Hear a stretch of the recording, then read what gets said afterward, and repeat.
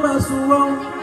hendak menjalan gua sara yang tadi majalah nan kalurui tak bedo bana malah badan